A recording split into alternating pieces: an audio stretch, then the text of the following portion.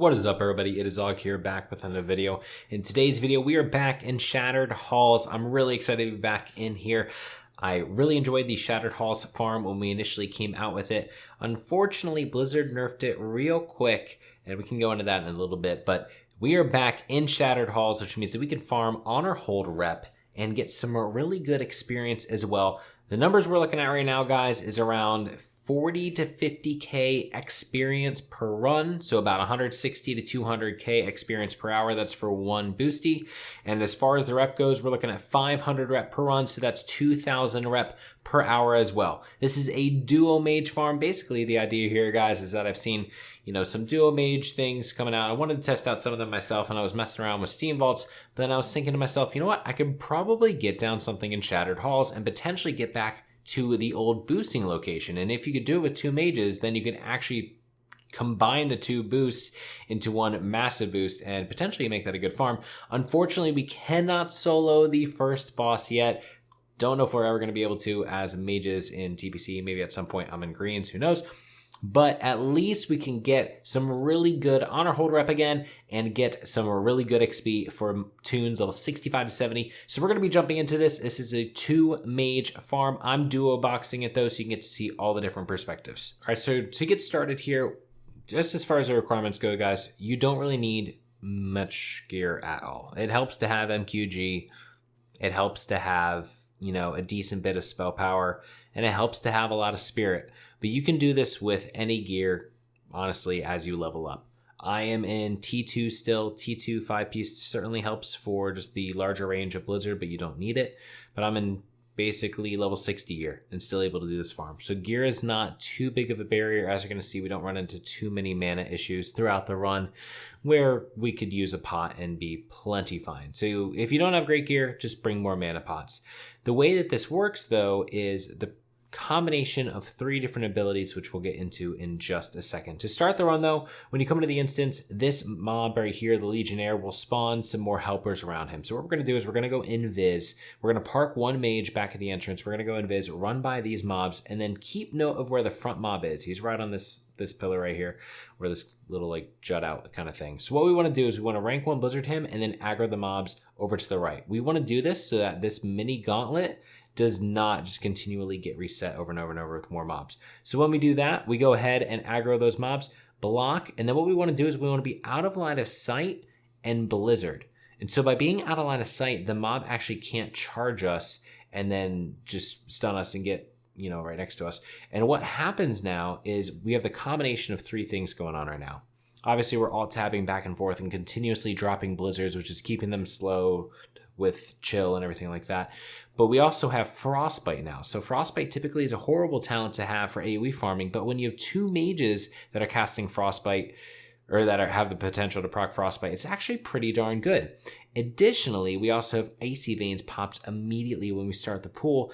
And what happens with that is because we have Icy Veins and then MQG on one of our tunes, our casts or our Blizzard is ticking so fast that frostbite has a really good chance to proc. And that combined with the water elementals freeze basically means that these mobs can never move. And so they're just stuck at that end. And as long as we're out of line of sight, they're not able to hit us for the most part. We'll get into that in a sec, though, for the next pool. Once you get the mobs down low enough, though, the Legionnaire is going to summon the next round of adds. Now, if you are completely you're struggling big time on mana, and you need to run out of the instance, just kill the Legionnaire first. If you kill the Legionnaire first, you're good to go. What I like to do is I like to use one mage to keep the mob slowed, even if it's rank 1 Blizzard, just keep them slowed. And you can see getting 1900 experience per mob. That is rested though.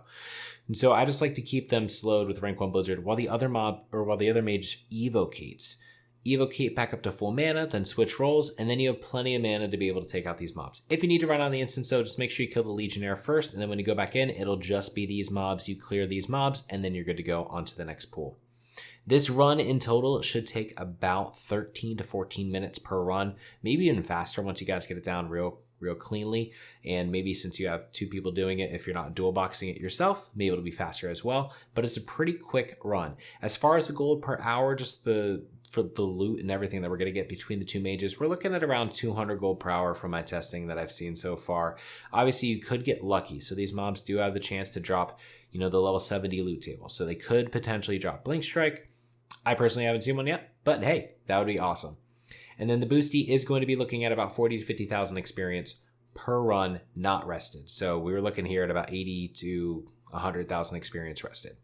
So that was the first pool. Now the second pool, we need to be a little bit more cognizant of the different types of mobs. And so the 2 types of mobs that we have to look out for are acolytes, and I think it's called dread callers or dread something. It's basically the warlocks. So the warlocks right here are going to cause rain of fire on you, and they can do that even if they're out of line of sight. The rain of fire does not hit hard though, so you do not need to worry about it too much. The acolytes are the bigger problem because they cast prayer of healing, which is going to do a massive amount of healing to the group. So you can see here that we have 2 acolytes, which means I need to kind of watch the acolytes. If you want to put them on a focus target with a focus silence macro, that's a great call. Do something to kind of keep track of them. But what I want to do is I want to aggro up this entire room, all 11 mobs, and I want to get out of line of sight. I want to get out of line of sight and then block so that my other mage can stand out of line of sight of the mobs and cast Blizzard on them, slowing them down but not being able to get hit. So I'm going to go a little bit to the left and I'm going to cast block right here. Now you can see that the mobs are stacking up on the block just as they should. And then what I can actually do is I can cast Blizzard a little bit to the right there, and I'm not in line of sight. So now this mage is blizzarding down these mobs. These mobs are out of line of sight, and we're able to just basically not take any damage while burning them down. You occasionally will take a little bit of damage, readjust if you need to.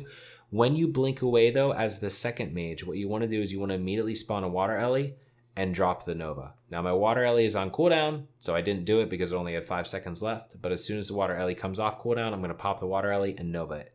That's going to allow you to start to get some frostbite procs, but then it's also going to allow you to just, have a little bit more control over them right away. I like doing it as the mage coming out of the block, not as the mage that is blizzarding on the first instance. 1, because it stops the blizzard, but 2, if you Nova while your partner is still in the block and they come out of the block, the mobs will hit them first instead of just following the other mage. So here you can see the mob's getting a little bit too close to be able to cast Rain of Fire. I noticed that the mob is pretty low, so I'm not even worrying about Rain of Fire. I'm just burning through, but you did see a prayer healing go off on the back there. That's why these mobs are back up to around 50% health. The other mob though, the Darkcaster, I think it is in the front, was too far away, so we didn't get healed. So now we know that there is a Acolyte in there. We know that there's 2 of them from looking at the VOD. And so fortunately, they just die real quick just because we're burning through them. They only have about 14,000 HP, so they die very fast. Otherwise, we would need to focus on them and make sure that we counterspell their heal. Once these mobs, though, get low, the Legionnaire is always going to spawn another mob except for the very last pool. In this case, the mob that is going to come, though, is a non-elite with 9,000 health. It's real easy, just frostbolt it down and take it out. But you can see some of the loot that's coming across. I'm pretty sure he spawns a mob. Maybe he doesn't for this pool. He definitely does for the future pools. Maybe not for this pool, though. Yeah, it doesn't look like he does. But this group does spawn. So the first group of the next pool is going to spawn. Now, this is kind of like a mini gauntlet. There's 3 groups in the middle. Once you kill one, though, they're gone. So it's not a gauntlet in which they're going to keep on respawning. What we want to do here, though, is we want to use this line of sight ledge right here. So I like to use rank 1 Blizzard, just get a tick on them just to slow them, then get my mage into position and get the Blizzard dropped in the middle. What's going to happen is those mobs are going to kind of stack up a bit more, which is going to make it a lot easier to keep them controlled. Now, it took me a while to get down my Blizzard, and I didn't use my pet, and so I wasn't able to keep the mobs completely out of sight. So I am going to get hit by the sharpshooters a little bit. In these packs, there's going to be sharpshooters. They don't do too much damage, but just, you know, if you need to range them or if you need to try to get some better line of sight on them, try to get some better line of sight. But it's basically the same kind of idea here, guys.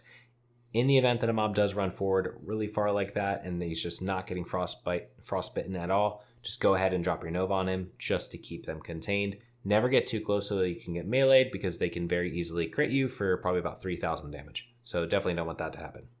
Again, once the mobs get low, this time it will definitely spawn an additional mob. You can see here, next warrior step up. So just be ready for another mob to come. As long as you maintain your Blizzard, this Legionnaire has 27,000 health, whereas the rest of the mobs are going to have between 14,000 and 20,000 health, which means that he's probably still going to have a good chunk of health left by the time that extra ad comes. So if you want, just keep on blizzarding him and the extra mob will run to him first and then just follow in suit. Here we could take him out quick enough because the rest of the mobs were pretty much dead. And so I just went ahead and killed him and then started getting a drink while that mob ended up coming. So here comes that mob down the straightaway right there.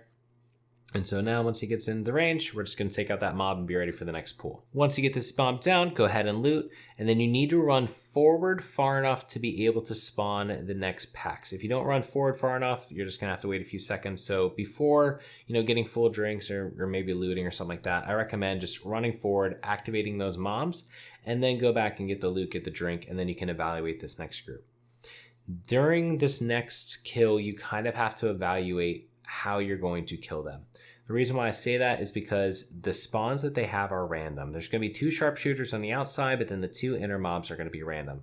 So that could be 2 acolytes. It could be 1 acolyte. I think it potentially could be 3. I'm not sure. I think this might always be, the champion type of mob. So I think it might max out at 2 acolytes. But what you want to do is if it's 2 acolytes, you can still pull them together. Just be really careful and try to burn down 1 acolyte with your pets. But basically what I did right there is I ice lanced the back pack and then blocked on the front pack. I want to move forward a little bit more than what I did and use Blizzard rather than using Ice Lance moving forward. So I recommend Blizzarding the backpack to pull them instead of Ice Lancing, just to get you a little bit extra distance so that you can hide behind this ledge. And now we're using this small little ledge as line of sight. You can see though that I am getting hit by the sharpshooters because they're not far enough back yet where I can drop my blizzard at a far enough range and be able to completely line of sight. But once we get into a more comfortable position, you can see the acolyte going down right there. We can shift a little bit more to the left and then completely line of sight the sharpshooters and just continue to blizzard them down. So here I move a little bit more to the left because they're far enough back, and now they cannot shoot me except for that fireball shot arrow thing that was already going on. So here now they're just trying to come towards me and I'm able just to burn them down. Now there's only 1 pool left after this. You can see that we're only 8 minutes and 44 seconds, or 49 now, seconds into the run. And we already have about 40-ish mobs killed. The end of the gauntlet is this room up here. And on the perimeter of the room, you're going to have 4 mobs that are asleep. From my experience, one of those mobs is always going to be an acolyte. It's going to be on the right side. You then have about 7 mobs on the inner circle, with 2 of them being non-elites. And then on the far right, you have a hound and a hound master. Your goal is to pool all of these mobs in 1 pool and burn them all down. You don't want to turn it into 2 pools just because it's going to take a little bit longer. You do have plenty of time if you want to take a little bit longer, but I recommend pulling all of them as 1 pool. At this point, also move your boosties to the end of the hall, the end of the starting hall. So when we're ready for this pool, what we're going to want to do is we're going to want to blizzard the left pack over here, then blizzard the dog pack, and then ice lance one and counterspell the other. Now I missed my targeting on the guy to counterspell, so I took a lot more damage because I was trying to fidget to grab that guy. But same kind of idea here. We're going to use the right side here to line of sight now. I come out of here, take immediate health pot, drop down my Nova behind me with my pet to try to just stack them up a bit. But we're using this wall as line of sight. Now you can notice that the mobs are kind of catching up already. The hounds are going to run a little bit faster than the rest of the mobs, so they're going to be able to catch up to you a little bit quicker. That's normal, but they only have 9,000 health, so they're going to go down really quickly. So don't worry about the hounds. What you need to worry about is the acolyte casting prayer healing that just healed for 4,000. If those continuously go off, and if there's too many acolytes, you're going to get into a situation where you're probably just going to eventually die. Here you can see that we get a volley on us. That volley comes from the Beastmaster. So that's that 1 hound pack off on the right. The sharpshooters won't do the volley, so you don't have to worry about it with them. Recommend stepping outside of the volley though. Same kind of idea as a rain of fire. It's not going to do a tremendous amount of damage, but it'll do enough damage to potentially get you low enough where if you get smacked by a melee, you could die. Outside of that, keep a max range. You can see we're moving back here. I want to use this line of sight as soon as I can. However, the mobs aren't back far enough yet, so I can't use the line of sight similar to the last pull.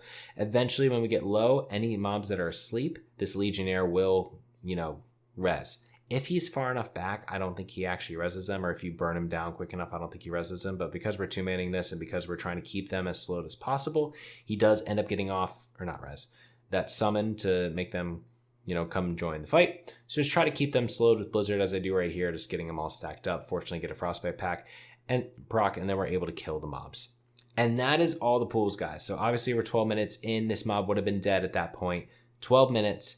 As far as the gold, we made, about 50 gold. We'll see how much we get from this loot. So you can multiply that by about 4, and that's how much you're going to get per hour. Your goal is to have 15 minutes from start to finish. That includes entering the instance to running outside the instance. So this leaves a little bit of a grace period for running out of the instance. The reason why you want 15 is the timer for the instance reset starts when you leave the instance, not when you enter the instance. So the first hour you can do 5, but on the second hour, you're going to be capped at that 15 runs or 15-minute run potential. Overall, the experience that he got was around 40,000. But like I said, I think he might have missed out on a couple mobs. He should have gotten around 48,000 experience to 50,000 experience, depending on how much experience he would get from the non-elites. At that point, though, go ahead and reset. If you want, you can go down and kill these slimes. It's pretty easy to kill the slimes. However, they don't give a ton of experience, and then you're kind of stuck down there, and the only way out is to die, as far as I know, because you can't kill the first boss. So it's up to you guys if you want to come down in the sewer. If you do want to come down in the sewer, the strategy that you use, run all the way to the end while the other mage chills in the back. This mage is going to get to this ledge right here where you normally step up and then jump down and then block. That's going to allow the mobs to kind of stack up pretty well. The second mage is going to come behind, let all the mobs stack up onto your other mage and max rank blizzard. The other mage comes out a block, drops down a Nova, can summon Pet, Nova again. Now it's just these mobs. There's a ton of oozlings that you will kill, but they don't give rep. To my knowledge, they do not give experience. The elites do give rep and experience. Definitely experience, I believe rep as well. So they may be worth killing. But again, as I said before, you don't really have a way to get out outside of dying to the boss. So I don't really know if it's worth it to do this just for these like 6 mobs. It adds in about 2 minutes to the run as well. So it's up to you guys if you want to try to do it and then run back every single time. But if you would just like to reset the instance, I'd recommend just stopping after the previous pool. These mobs actually do not give any rep. They only give experience. So even more of a reason to kind of skip them. As far as the talents go, guys, these are the talents that I'm running. Now, the idea that I have here is I want to mitigate the damage as much as possible, try to keep up clear casting, and try to get a little bit of mana back maybe if I get a resist, and just go for maximum mana regen, while also going into the Frost Tree and getting Frostbite, and then all of our normal Blizzard, AoE focus. So we're skipping over Cone of Cold, Shatter, all those kind of things. But we are picking up Water Ellie and Frostbite. That is going to allow us to keep the mobs controlled, so we can AoE burn them down, and this is going to allow us to keep enough mana, so we're good to go for the whole time.